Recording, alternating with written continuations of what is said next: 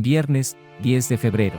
Libro del Génesis. La serpiente era el más astuto de todos los animales del campo que el Señor Dios había hecho, y dijo a la mujer: ¿Así que Dios les ordenó que no comieran de ningún árbol del jardín?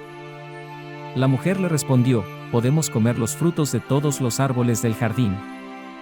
Pero respecto del árbol que está en medio del jardín, Dios nos ha dicho: no coman de él ni lo toquen, porque de lo contrario quedarán sujetos a la muerte. La serpiente dijo a la mujer: no morirán.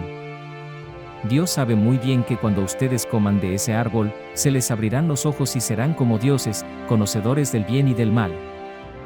Cuando la mujer vio que el árbol era apetitoso para comer, agradable a la vista y deseable para adquirir discernimiento, tomó de su fruto y comió, luego se lo dio a su marido, que estaba con ella, y él también comió. Entonces se abrieron los ojos de los dos y descubrieron que estaban desnudos.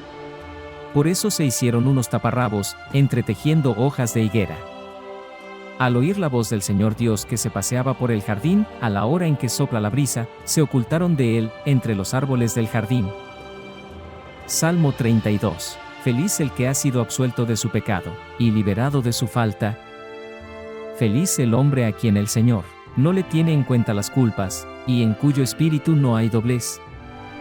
Pero yo reconocí mi pecado, no te escondí mi culpa, pensando: confesaré mis faltas al Señor.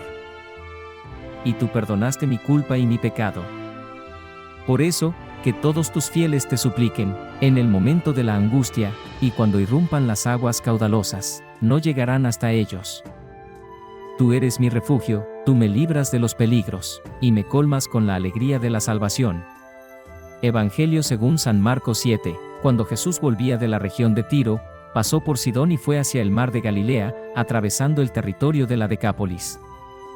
Entonces le presentaron a un sordomudo y le pidieron que le impusiera las manos.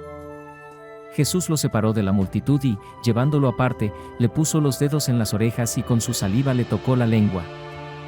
Después, levantando los ojos al cielo, suspiró y le dijo: Efatá, que significa: ábrete. Y enseguida se abrieron sus oídos, se le soltó la lengua y comenzó a hablar normalmente.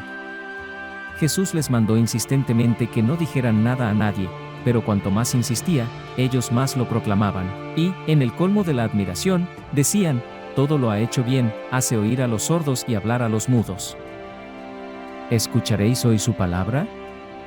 ¿Cómo poder discernir la voz de Dios de entre las miles de voces que escuchamos cada día en nuestro mundo? Yo diría que Dios nos habla de muchas maneras. Nos habla por medio de otras personas, a través de nuestros amigos, nuestros padres, el párroco, los sacerdotes. Nos habla a través de los acontecimientos de nuestra vida en los cuales podemos discernir un gesto de Dios. Nos habla igualmente a través de la naturaleza, de la creación, nos habla, desde luego y sobre todo, en su palabra, en la Sagrada Escritura, leída en común en la Iglesia y leída de manera personal en diálogo con Dios.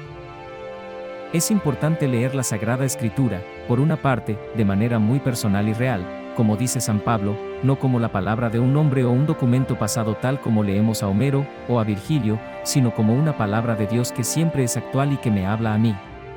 Aprender a escuchar un texto, históricamente del pasado, pero palabra viva de Dios, es decir, entrar en oración con ella, y hacer así de la lectura de la Sagrada Escritura un diálogo con Dios.